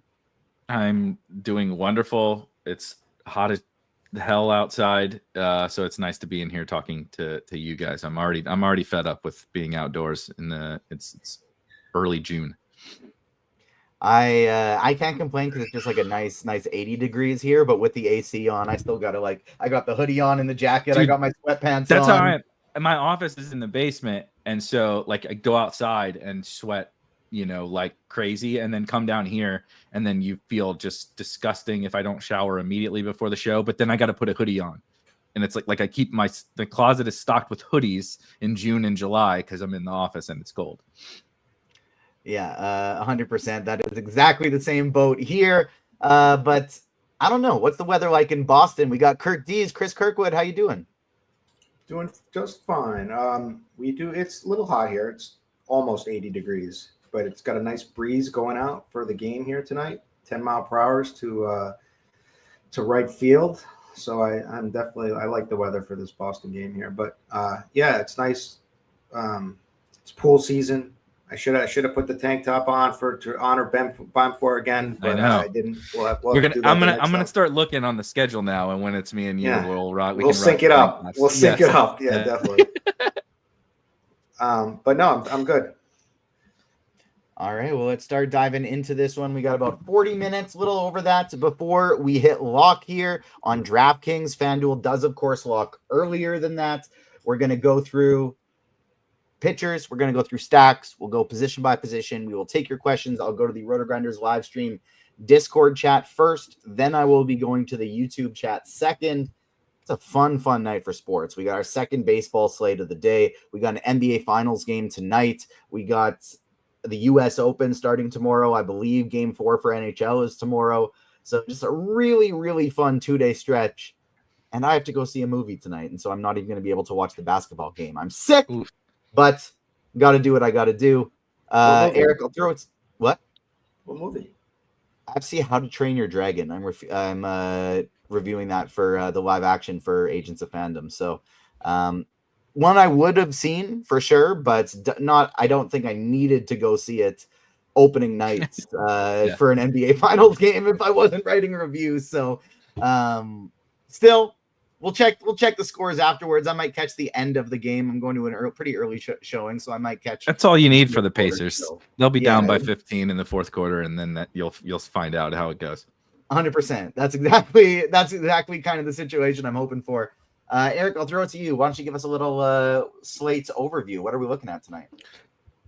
Short slate, which I kind of prefer these kinds of slates. I generally don't prefer them with Coors Field, and certainly not with Kyle Freeland pitching in Coors Field on the shorter slates. But it does make it like really, really straightforward in terms of, right, are you going to lean into the chalk hitting? Okay, what does that mean? Right? When there's only 6 games, there's not that many great attackables, but there just can't be. There's only 12 pitchers and 12 offenses. So for me tonight, I'm really leaning into a lot of like unique ways to build for this slate. I personally, Robbie Ray stands out quite a bit above the field in terms of like perception of the play and the spot, right? Robbie Ray is probably the best fantasy pitcher on the slate. We'll see about best actual real life pitcher. I'm a big Chris Bubich stan, but he's certainly right there, right? 1, 2, whatever. But he's in Coors Field. So what does that mean? That gives you kind of an out. He's going to be very, very popular, and he is expensive. So that gives you an out to, getting away from someone like a Robbie Ray, because it is Coors Field and it is Robbie Ray. Right? Like, we know what can happen. He has not been that blow up prone at all this year, but when Robbie Ray is great at when you don't see it coming, then it does actually come. But there's a lot of ways you can go, I think, at pitcher that are maybe a little bit more off the beaten path. And then on the offensive side, look, the Giants are a good offense. Kyle Freeland is a bad pitcher, and it is Coors Field, but this isn't. I mean, Kirkwood was just talking about like Shohei Ohtani in like the dreamiest spot of all dreamy spots, like can have a bad game. The Giants can put up a poor game. So how are you viewing the Giants? How are you viewing Robbie Ray is really where this whole slate starts. We'll get into obviously the pitchers and the other hitters, but like kind of how you make that decision first is that now, right? What are you doing? What bats are you playing? Are you not playing the Giants? Are you playing the Giants? Are you going to play Robbie Ray and the Giants? It starts to get a little bit tricky. So it kind of all stems from that Coors Field game. Kirk Dees, I'll throw it to you for the pitcher breakdown. A wonderful overview from Erik. It is tough because we got a big chalk team and a big chalk pitcher. How, starting with the pitching standpoint, Kirk Dees, how are you going to handle Robbie Ray and his? We're projecting for 50+ ownership, but I'm kind of noticing a trend lately where the chalk pitcher is even chalkier than like not just us, but people are projecting around the industry. And like that was the case with Schwellenbach again today. He was over 50% owned in large field GPPs. I could see that being the case with Robbie Ray again, where we're projecting 53. I could see it being 65+. So basically, if you just like check everybody in the industry, like the other main projection sources, and throw them in the optimizer and see what it's spitting out. If they're both spitting out like the chalk options, if they're all spitting out, then it's going to be chalkier. Like it's just how it is. If like someone you think should be chalk, but like we're on like a little island over here. If you see like other projection sources that don't have the guy that we think is going to be chalk optimal, then that's like when you strike for pitching, at least in my experience. So I agree. I think he's going to be chalkier. So for a good reason. So like, man. Somehow I've missed like how good he's been this season, like how consistent, like just game log watch. It's like, it's just not that you would never guess in a million years that that's Robbie Ray's game log. If you took away the name, he's been, and there's no one that can compete with him on a strikeout upside. Maybe David Festa from a K percentage, Bubik a little bit lower than that. But there's Festa's young, doesn't have the high pitch count. Ray gets a huge, massive, pitch count. Bubik is facing the Yankees, who are an average strikeout matchup, but they're also the most dangerous offense against left-handed pitching. They have the highest WRC plus, the highest ISO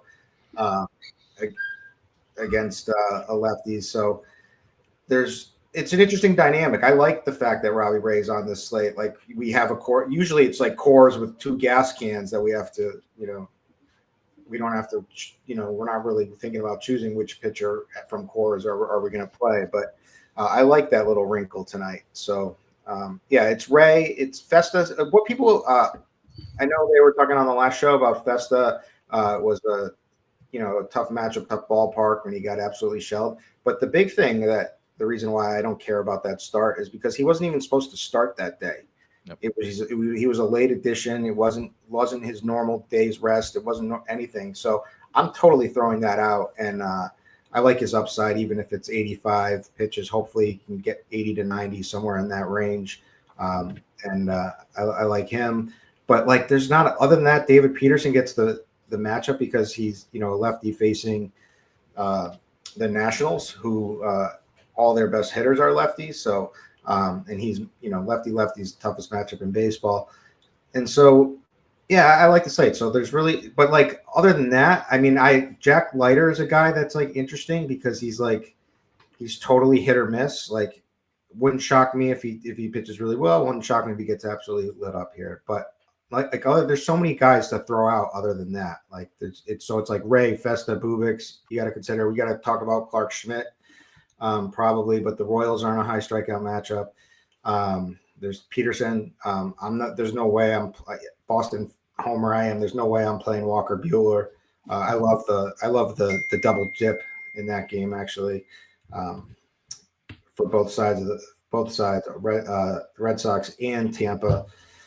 But yeah, I think it's a fun slate, small slate. I like them. So let's get it. Just dropped Spidey Bomb number 2, Josh Lowe plus 560 over on FanDuel. First one, Roman Anthony. Second one, Josh Lowe. I am with you, Kirk Dees. I absolutely love that first game today, Boston against Tampa. It's where I'm going to be picking most of my offense from. Keep smashing that like button. We got the third Spidey Bomb at 150 likes. Eric, anything else at pitcher here? I guess you didn't even give your full pitcher breakdown. You did the slate overview. So who do you like a pitcher? I'm pretty much in agreement with everything Kirkwood said. Let's start with the crazy. I don't want to make this be the lasting take of my pitcher assessment tonight. So we'll start with like the crazy off the board guy. If you want to you're feeling frisky in tournaments. Something that has been very hit or miss, but it's still a thing that I look to on slates, particularly when it's not the most like the strongest pitching, is right-handed pitching against the Astros. And now someone's going to say, Sean Burke, what are you nuts? Right? Like that's absolutely insane. And it probably is. But if you go look at Sean Burke is kind of a fascinating pitcher, actually. If you just go to fangraphs.com, type in Sean Burke, go look through his minor leagues. It is absurd strikeout rates. Now, the walk rates are equally as absurd, and that has led to some tough run prevention and all that kind of stuff. But the stuff, like the pure strikeout stuff from someone like Sean Burke is actually kind of good. And as we know, the Astros have basically no left-handed bats in their entire lineup, especially right now.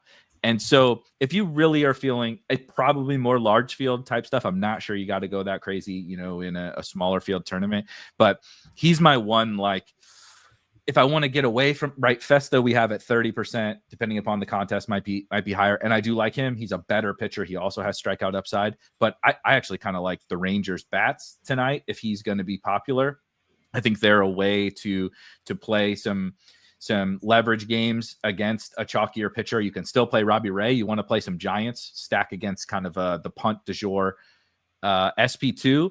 And so Sean Burke is just a guy who I'm going to play a little bit of. I haven't finalized anything. We'll figure that out towards the end of the show. But other than that, I agree. Bubic. The interesting thing about the Yankees, though, against Bubic is they have, I believe, 5 lefties in the lineup. Obviously, their righties are very good, and their lefties are very, very good. But if you give me 5 lefties in the lineup against a good left-handed pitcher, I'm always at least going to open my eyes a little bit. So I do like Bubic. I'm just, frankly, how I tend to play it on these slates is I'm just going to play Robbie Ray. I'm just going to play Robbie Ray, and then I'm going to kind of figure it out from there, which means I'm probably going to be light Giants bats, and then whatever kind of fits, right? Do I need to do something crazy like Sean Burke? Do I have the salary to play Bubic? I kind of like Clark Schmidt because I think he's just a good pitcher, but the matchup isn't great. I'm going to kind of use SP2 to fit whatever is going on with my bats around Robbie Ray.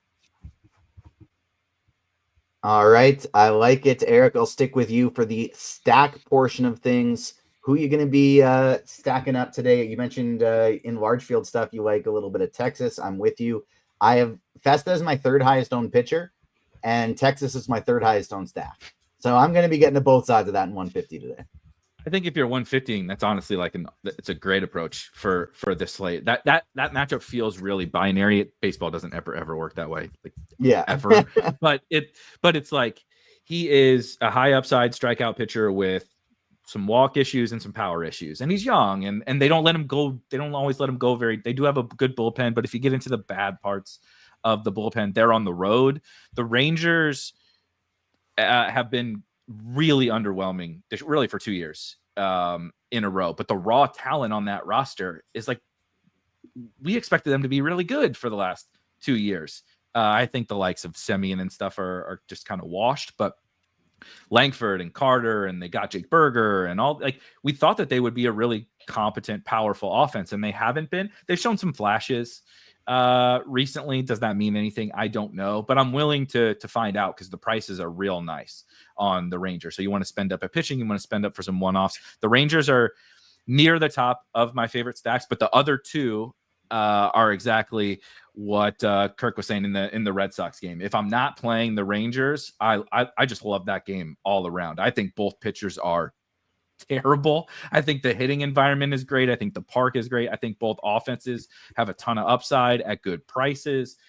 They got guys who steal bases. We got the best prospect in baseball up in the bigs now. We got Josh Lowe is back. As you see, Spidey Bomb, Josh Lowe. Like, there's so much to love about both the Rays and the Red Sox that the Rangers are definitely in that mix for me. But in terms of tournaments, I'm kind of straying away from what you see on your screen with the Giants and the Astros and even the Mets, and working my way down a little bit more into Red Sox, Rangers, and Rays. Those would be my favorites.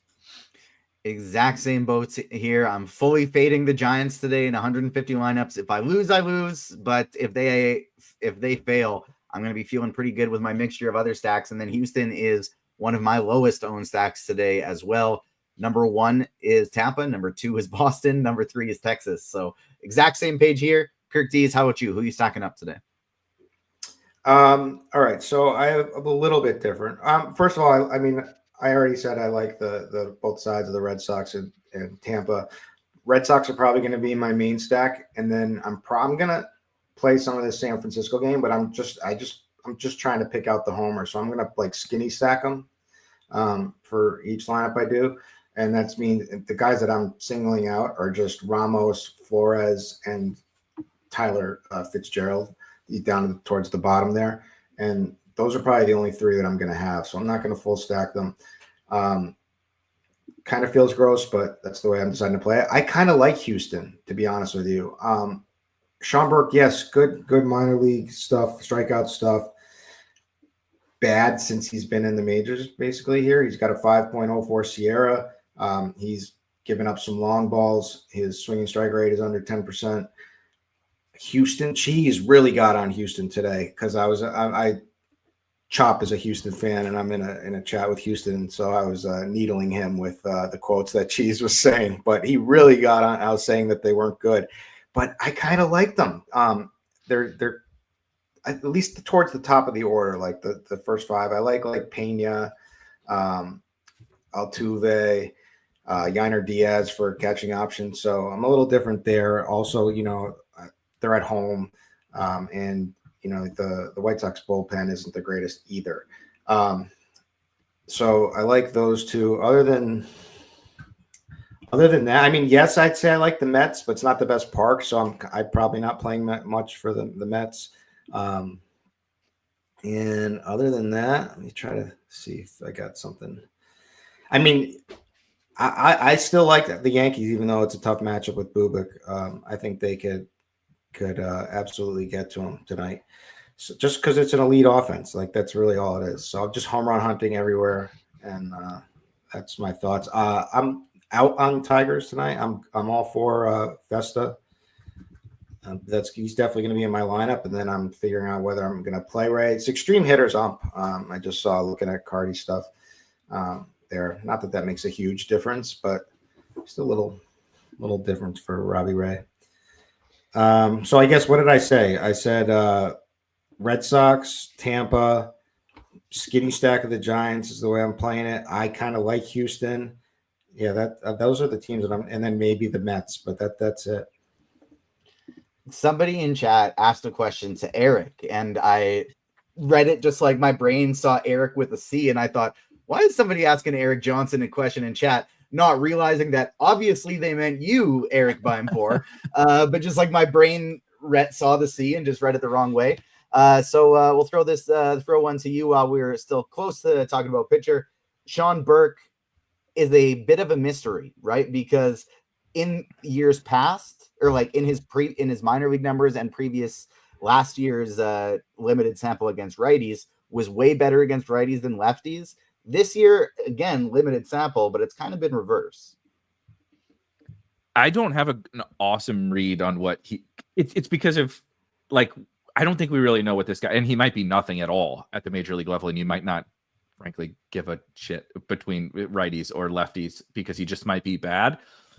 His stuff would say, like, the pitches he throws and all the stuff would say he's better against right-handed bats. He throws predominant fastball slider to righties, which is exactly what you want to do, generally speaking.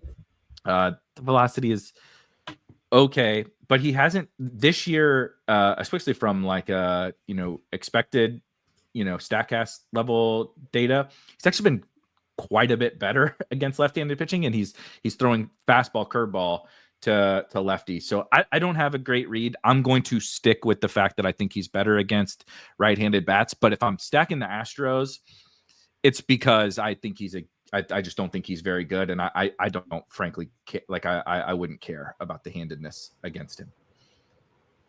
I think that makes sense. Let's start going position by position. Kirk Dees, I'll throw it to you first. Catcher, who do you like here? All right. Catcher. So my favorite is Narvaez for Boston. Getting the cleanup spot, 3,700 on DK. I like Yainer Diaz, 3,500. Yeah, and I agree with Beimfohr. Like, I don't care which side, but the Astros are all righties anyway. And it's more like his walk rate, too. Like, if the bases could just fill up, and then, you just got to get lucky when you got the guy up there who's going to walk bomb. Yep. Walk bomb. I had the Eugenio Suarez the other night, like, striking out with bases loaded, and then I don't play him this afternoon, and of course he hits a grand slam this afternoon. Hey, Ohtani just tripled. I know, I got tripled, but Mookie just can't even drive him in. I'm gonna totally bubble. I'm gonna stone bubble is what's gonna happen, unless I can get some Oakland production in the ninth. Yeah, Hunter Goodman, probably the Rockies' best hitter, 4,300, still looks nice. Ray throughout his career has always struggled with the long ball and Coors extreme hitters ump too as well. So I like that. And then other than that, maybe, Salvador Perez, but possibly, although he hasn't been very good, but did homer the other day, showed some signs of life here. So 3,100 seems pretty cheap. I'm trying to see if there's a punt, because I don't care if I'm punting the, nobody plays Austin Wells when he's down at 7, 8, or 9 in the order. And he's got home run upside every time he steps to the plate. So I don't mind that for GPPs. Erik, how about you? Who do you like at catcher? I know I'm not as into the Astros, but I do just straight up think Yainer Diaz being the highest stone catcher by a wide margin both make sense, but also they have another catcher in the lineup who is projecting at 3% owned in Victor Caratini. If whether I'm stacking the Astros or not, or I just would look for a one-off and I'm not a crazy person like me who's interested in Sean Burke. I think Caratini makes for a fun little tournament play. I do love that park. Man, that is a little crackerjack park that they got out there. You can hunt some home runs there. So even if Burke doesn't get destroyed, he's probably going to give up something to somebody. So catcher feels like a pretty good spot to hunt that. Otherwise, this position isn't just an absolute disaster. Matt Tice is currently in my lineup, and it's just like he's the catcher for the Rays, and Walker Buehler stinks, and he's 3,100. So I'm kind of playing this as whatever fits, whatever's a part of my stack. There's not much that jumps out here. There's not very many good hitters at the catcher position, which is kind of rare for this year. Yeah, looking at that ownership for Yainer Diaz, to me that screams clear cash game guy, clear tournament fade. So I do like that call, even if you're stacking up Houston, just going with Caratini instead. Who do you like at first? First base, also, frankly, not very good. Two Giants, who are neither of which are particularly awesome hitters, near the top or at the top of the list. This is where I'm going to keep playing Jonathan Aranda against right-handed pitching at any sort of low-ish ownership, like every single slate. So I could sit here and like ramble about all these other guys. I do think Paul Goldschmidt at low ownership against the lefty, if you like the Yankees, like makes sense. There's guys who certainly make sense here at first base, but it's a pretty bad position. And Jonathan Aranda is like, I guess outside of Pete Alonso, the best hitter at first base today. Like he's certainly up there, at least against right-handed pitching, and he is just never popular. And so I don't know. I'm just going to keep playing that guy. Jonathan Aranda, Pete Alonso, my two guys here as well. Kirk Dees, how about you? Who do you like at first? Yeah. So I like Wilmer Flores. I'm playing Devers at third, so I like him being able to slot him in at the first base. He's one of those three bets that I like for San Francisco, so I'm playing him. Casey Schmidt, I could do without. He has like if the bat is correct, he's got the highest pinch hit risk to 20%. Toro for the Sox is cheap, first and third eligible. Has really solid numbers so far right now. So like that. I love your Aranda call. I think he probably homers tonight. I love Caminero, Aranda, and Brandon Lau. Those seem like the three really solid, the really, really good bats you want for the Rays. And then, Vinny Linguini sitting here batting cleanup for 3,900. Has had a tough season, but still has that home run pop. Had a little strong surge recently. And I prefer to play him on Tortellini Tuesdays, but I think I'll make an exception today and play a little of him just because the ownership is low and your home run upside. I like the Goldschmidt call. So and Christian Walker has just been absolutely terrible. So bad.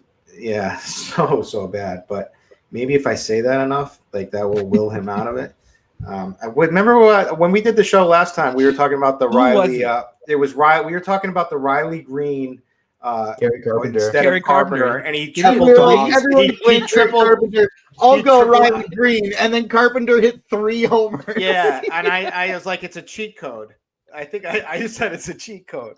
Every time Gary Carpenter is chalked, just play Riley Green and Riley Green homers, and Gary Carpenter 3. Yeah. So anyway, that was fun. Yeah, that's it for first. Take a second base, Curtis. Tyler Fitzgerald batting down at 8, but has the home run pop in the platoon against Freeland. Brandon Lau, massive home run upside against Buehler. Wind blowing out to right field in Fenway. Like that.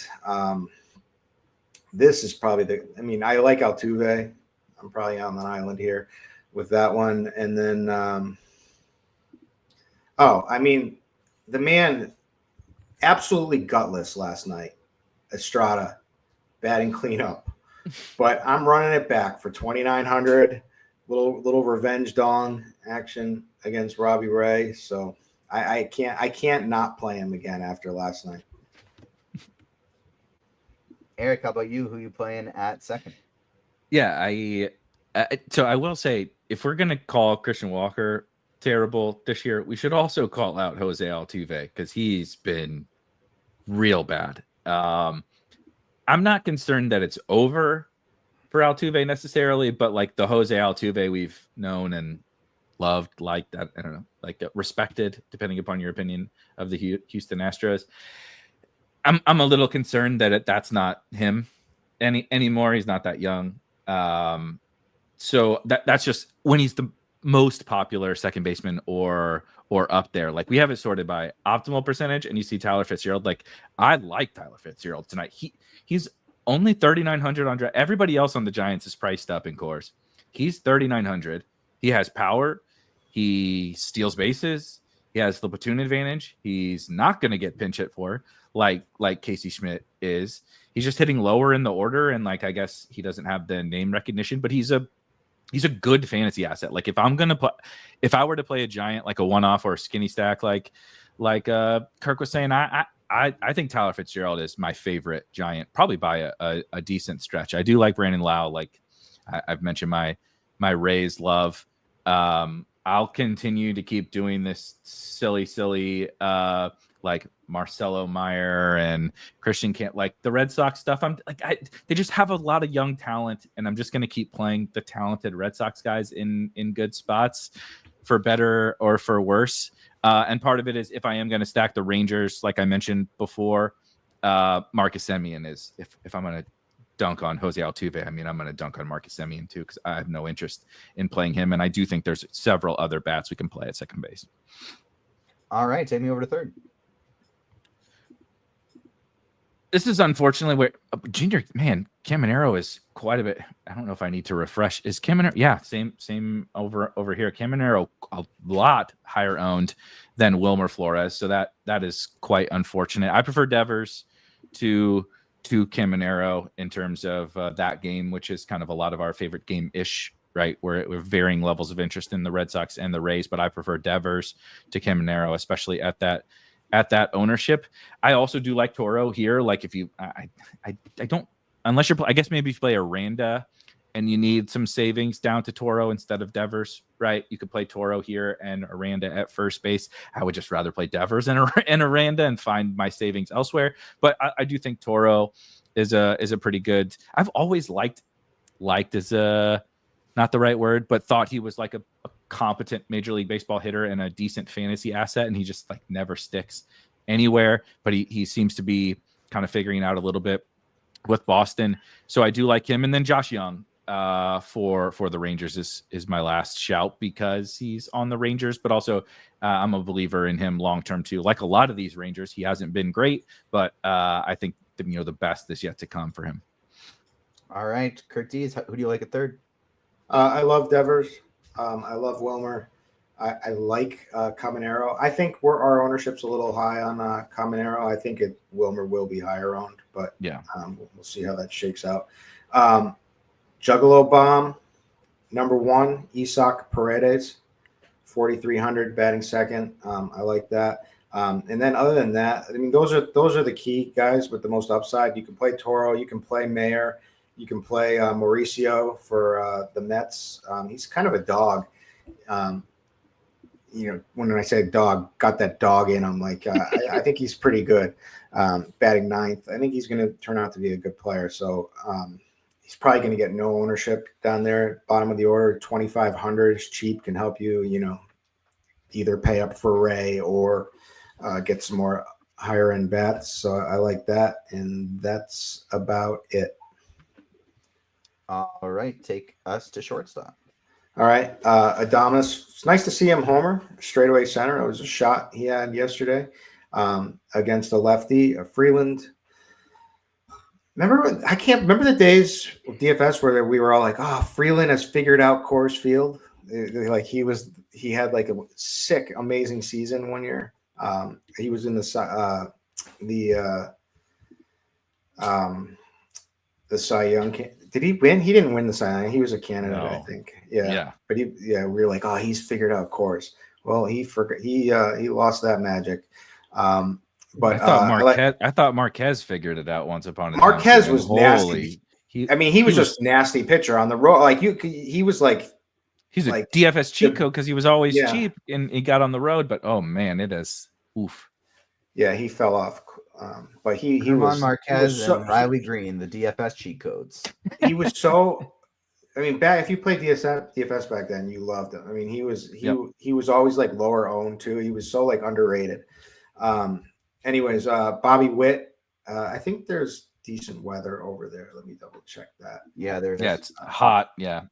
Hot, and I think the wind's blowing. Yeah, wind's blowing out to left. So Bobby Witt could take advantage of that.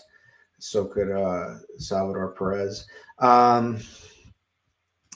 Who else?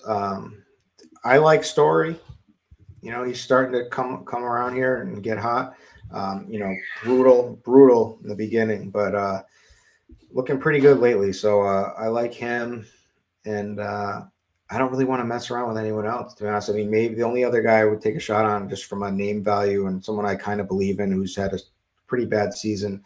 It's dealt with injuries, obviously, for all his Correa. all right. Eric, who do you like at shortstop? I just wanted to shout out Bobby Witt. I'm in St. Louis. The Royals were here in town. I haven't got a chance to see him yet. And we went and watched him play. And if the Royals come to your town, go watch the Bobby Witt show. That dude is absolutely ridiculous. Like hits for power, right? Runs, steals bases. His defense is nuts. He made an insane play at short that like basically stole the game or won the game or whatever for the Royals. He's just incredible. You can play Bobby Witt absolutely any day in DFS. My favorite play, though, they had an anonymous MLB player poll, and Bobby Witt was ranked the second most exciting player to watch in all of baseball. It's insane, dude. It's like I don't even know what the right comp is, but he just does something in every single game where you're just like, wait, what the hell did this guy just do? We were sitting on the third baseline and he makes this. I think it was Contreras hits just a missile in the hole, and he just makes this. And he makes it look so casual, too. Like some of these guys are just born to play this game. But anyway, so spoiler, he's a pretty good play most days, and especially today at 9%. Corey Seager is one of my guys. I know I keep shouting out the Rangers, but I actually just like genuinely think Corey Seager can still hit. If you look at like expected data, right? I like to look at a lot of expected stats versus their actual result stats, and his expected WOBA is 53 points higher against right-handed pitching than his actual WOBA, meaning per StatCast he's gotten very unlucky. He's still hitting the ball hard, all that kind of stuff. And his expected ISO versus his actual ISO is 100 points higher, meaning he's had, gap shots, potential home runs, those kinds of things that have just not gone his way. He's still hitting the ball very hard and very well. And, it's maybe not total peak Corey Seager, but I think there's still a real hitter in there. And we've got a nice price discount. So he's probably my favorite but I also I know I didn't like mean it to dunk on the Astros. I'm also a big fan of Jeremy Pena at the top of that lineup. He'll take walks and then he'll steal second base and then he'll come in and score, right? And like, oh my God, the next thing you know, you have 10 points from Jeremy Pena without really doing anything. So those would be my favorites. I'm not going too crazy far down the list at shortstop. All right, take us to the outfield. A lot more names in the outfield. I find it kind of interesting that Juan Soto projects as the high. I'm not totally sold that that's going to be the case, but I don't think so either. Based on projections, I get it, but people don't want to click that name that often. No, and it's easy to forego him to move down to some of these other guys that like I don't think the Mets are going to be that popular. But if Juan Soto is not going to be that popular, he has started to hit a little bit. It's still not up to Juan Soto standards, but I still think he's Juan Soto, right? It's just the park is not great, and I don't really love playing Juan Soto anyway. So if Juan Soto is going to be popular, not a super high priority for me. I good StatCast metrics. He's got good metrics at least too as well. He's still Juan Soto. It's just like even Juan. I'm trying to think of what's a good comp for like Juan Soto's like Wandale Rob, like a really really good Wandale, or like remember when Keenan Allen was on the Chargers and like really good in football. It was like I know he's gonna go like 9 for 85 or something, but it's like that's great. But like, am I going to win tournaments with that? And it's like Juan Soto just he's going to get on base. He might hit a home run, but even then, is he going to win you a tournament? I don't know. He's awesome. Like he's one of the best hitters in baseball. But I think I can save a little bit and hopefully replicate what Juan Soto is going to do. I like the Rangers guys. Evan Carter. I mean, a lot of them had a big game yesterday in the last couple of days. But Evan Carter is a guy I've always believed in the talent, and that has not been working out so great for quite a while now since his initial call up. But 3,800 against Festa. What if you prefer Wyatt Langford? And then again, I just want to shout the guys in the Rays and Red Sox game with a bunch of options, right? You can play Christian Campbell out here in the outfield if you need some cheap options, you have them. And there's really not any all that expensive options. And Roman Anthony is my favorite outfielder on the entire slate at $4,000 on DraftKings, because I'm a sucker for the superstar young talents before they get priced to where they're supposed to be priced, and this dude rocks. So I'm playing Roman Anthony. He was my first guy in my lineup tonight. You just click him in, yeah. But I'm a homer, so he's awesome, Yeah, dude. Did you see his Statcast guys. numbers in the minors? His minor league Statcast numbers are the most absurd thing I've ever seen in my entire life. And he looks the part. Like he came in like his swings, like he struck out a couple of times looking, which I didn't like. But his swings were all really solid. He had a good double. He's been playing some good outfield, so I'm sold on him already. Yeah, all my highest bats are from this game. I have 30% Devers, Caminero, Lowe, Lau, and Roman Anthony.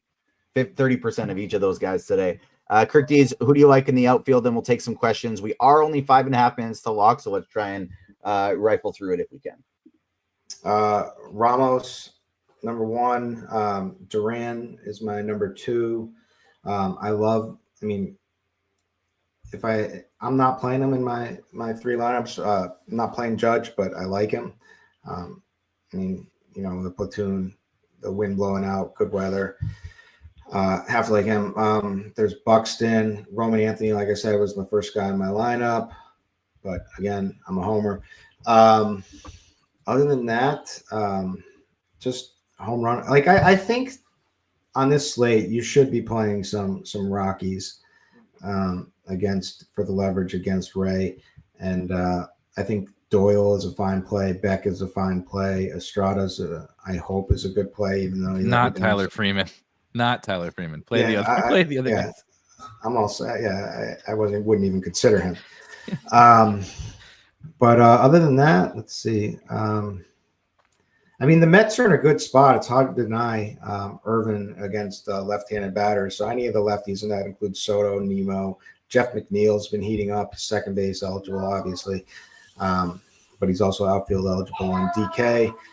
That's about it that I like. All right, let's start getting some questions here. I was just answering some of them in the YouTube chat, but let's go to their Discord first. DK Cash, outfielder, 5K or below. Who are you going with, Kirk Dees? You're basically looking at Jarren Duran or Josh Lowe there. Not Ramos? Oh, yeah, sorry. Ramos is – I kind of assumed he'd already have Ramos in the league. Yeah. Ramos my number 1. Josh Lowe would be my number 2. My bad. I kind of figured they'd have the Coors guy in there already, but if not, absolutely. Or actually, Duran would be my number 2. Josh Lowe would be my number 3.